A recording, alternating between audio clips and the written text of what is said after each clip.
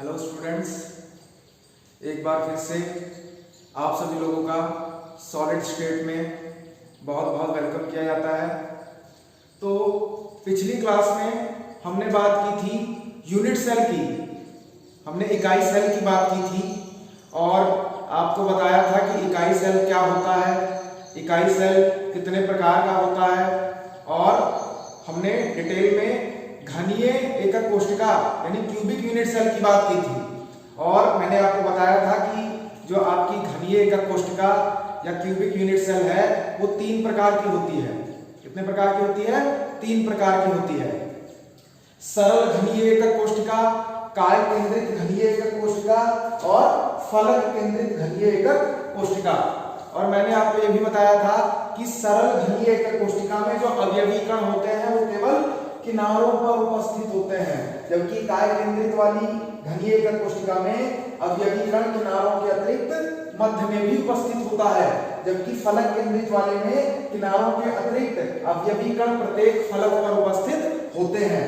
तो आज हम बात करने वाले हैं कि इन घनीय एकक कोशिकाओं के भीतर जो है कणों की संख्या कितनी होती है। तो सबसे पहले आपको दिखाई दे रहा होगा कि यहाँ पर 8 कॉर्नर्स हैं इसमें और 8 कॉर्नर्स पर एक कण लगा हुआ है। तो कोई आपसे ये पूछे कि इसके अंदर कितने कण हैं, तो आप आसानी से आंसर दे सकते हो कि सर 8 कण हैं। कितने कण हैं? 8 कण। तो क्या आपका जवाब सही है? तो मेरा उत्तर है कि आपका जवाब एकदम गलत है। तो आप सोच रहे होंगे कि क्यों गलत है?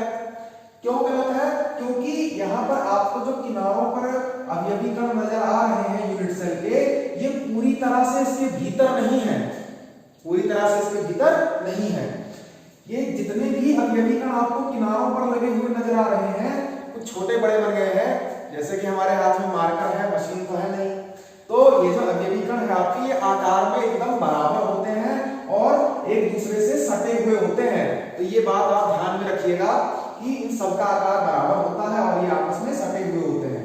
ठीक है, तो मैं आपको बता रहा था कि जो किनारों पर अवयवीकरण आपके लगे हुए हैं ये पूरी तरह से इस एकक कोशिका के भीतर नहीं है, क्योंकि मैंने आपको बताया था कि क्रिस्टल में बहुत सारे इकाई सेल उपस्थित होते हैं, ऊपर नीचे दाएं बाएं आगे पीछे सब चारों तरफ यूनिट सेल ही तो है। एक त्रिविमीय जटिल संरचना होती है क्रिस्टल जालक की। तो यहाँ पर ये जो किनारों पर अवयवीकरण लगा हुआ है इसका केवल 1/8 भाग, कितना भाग? 1/8 भाग यानी 8वां हिस्सा ही इस यूनिट सेल के भीतर है और इसमें 8 जगह शेयरिंग की हुई है, यानी 8 इकाई सेल्स में ये जो है मौजूद है। तो अगर हम एक इकाई सेल में देखना चाहें तो आप कहोगे कि एक इकाई सेल में किनारे पर ये जो अवयवीकरण लगा हुआ है इसका मात्र 1/8 हिस्सा ही यूनिट सेल के अंदर मौजूद है, इकाई सेल के अंदर मौजूद है। तो आपको 8 किनारे भी नजर आ रहे होंगे, 8 किनारे हैं ना इसमें। मैंने आपको कमरे का एग्जांपल देके समझाया था कि इस प्रकार कमरे में 8 कॉर्नर्स होते हैं, सेम उसी तरह से क्यूबिक यूनिट सेल में भी 8 कॉर्नर्स होते हैं और प्रत्येक कॉर्नर्स पर कण मौजूद होता है। तो जितने भी कण कॉर्नर्स पर लगे हुए हैं उनका 1/8 भाग ही यूनिट सेल के अंदर है, 1/8 भाग यूनिट सेल के अंदर है। तो कुल मिलाकर के 8 कण हैं किनारों पर लगे हुए। तो आप 1/8 से मल्टीप्लाई कर देंगे 8 को, तो 8 से 8 आपका जो है कैंसिल हो जाएगा और आपका आंसर आ जाएगा 1। तो इसका मतलब ये हुआ कि सरल घनीय एकक कोशिका के भीतर एक कण होता है। कितने कण होते हैं? एक कण होता है। देखने में तो आपको 8 नजर आ रहे हैं लेकिन इसके भीतर जो है केवल एक कण मौजूद होता है। सेम इसी तरह अगर आप body centred cubic unit cell में देखेंगे तो इसमें मैंने आपको बताया था कि अवयवीकरण किनारों पर होते हैं और एक अवयवीकरण आपका मध्य में होता है। जैसे कमरे में मैंने आपको इमेजिन करवाया था कि 8 कॉर्नर्स पर कण मौजूद है और कमरे के बीचों बीच सेंटर में एक कण मौजूद होता है। तो किनारे पर जो अवयवीकरण उपस्थित है उसकी वैल्यू इसके लिए भी 1/8 हो जाएगी।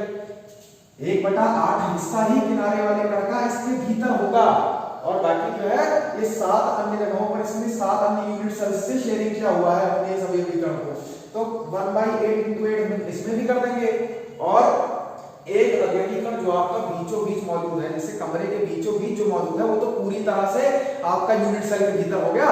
तो इसकी वैल्यू, ये वाला जो अवयवीकरण है थोड़ा छोटा बन गया है, सब आकार में बराबर और एक दूसरे से सटे हुए हैं जैसा कि मैंने आपको बताया। तो यहाँ पर आप देख रहे हो कि ये जो मध्य में आपका ये अवयवी कण मौजूद है, ये जो है इसमें किसी से शेयरिंग नहीं की हुई है, पूरा का पूरा इकाई सेल के भीतर ही है।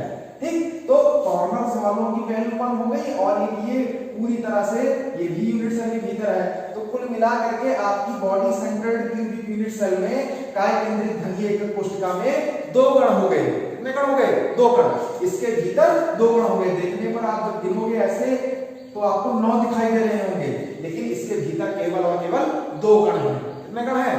2 कण हैं। इसी तरह फलक केंद्रित वाले की अगर हम बात करें तो मैंने आपको बताया था कि फलक केंद्रित घनीय एकक कोशिका में अवयवी कण किनारों पर होते हैं और उसके अतिरिक्त फलक पर भी मौजूद होते हैं।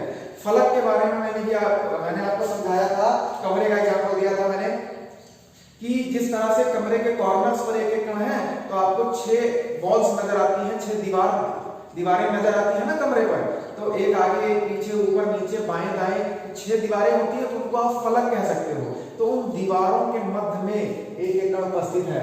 अगर ऐसे भी नहीं समझ में आ रहा है तो मैंने आपको लूडो के पासे का एग्जांपल दिया था ना, तो लूडो खेलने के लिए जो आप पासा फेंकते हैं ना, तो उसमें भी 6 फलक होते हैं, तो फलक को आप उससे भी आसानी से समझ सकते हो। तो प्रत्येक फलक पर भी आपका एक एक अवयवी कण उपस्थित होता है। तो कॉर्नर्स पर तो है ही, तो कॉर्नर वाले की वैल्यू जो किनारे पर अवयवी कण मौजूद है उसकी वैल्यू 1/8 है।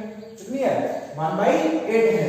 लेकिन आपका जो फलक पर उपस्थित अवयवी कण है उसकी वैल्यू कितनी है? क्या उसकी भी 1/8 है? नहीं, उसकी वैल्यू 1/8 नहीं है। तो कितनी है? तो उसको समझने के लिए आप जो है एक बार फिर से कमरे को इमेजिन कीजिए। जैसे मान लीजिए आपका घर 2 मंजिला है। कितना है? 2 मंजिला घर है आपका। तो आप ग्राउंड फ्लोर पर रह रहे हैं, तो आपको ऊपर देखोगे तो आपको आपकी छत नजर आएगी। अगर आप अपने ग्राउंड फ्लोर के ऊपर एक कमरा और बना दो, क्या कर दो? एक कमरा और बना दो, तो आप क्या देखोगे कि आपकी जो फर्स्ट ग्राउंड फ्लोर की छत है और जो आपकी फर्स्ट फ्लोर वाली जो नीचे वाली जो छत होगी, जो फर्श होगी, वो कॉमन बाउंड्री पर हो जाएगी। कहां हो जाएगी? कॉमन बाउंड्री पर हो जाएगी। तो सेम वही चीज यहां पर भी है। जैसे ये आपका एक इकाई सेल है ना, तो इसके ऊपर भी तो एक इकाई सेल है। जैसे यहां पर एक और इकाई सेल होगा ना, तो यहां पर आप देखोगे कि ये वाला जो आपका अवयवी कण है वो इस वाले इकाई सेल में भी होगा और इसके ऊपर वाला जो इकाई सेल है उसके साथ भी ये शेयरिंग करेगा। अर्थात फलक पर उपस्थित जो अवयवी कण है वो 2 जगह शेयरिंग करेगा, 2 यूनिट सेल्स के साथ साझेदारी करेगा। तो 2 के साथ साझेदारी करेगा तो इसका 50% भाग इस वाले इकाई सेल में होगा और 50% भाग ऊपर वाले इकाई सेल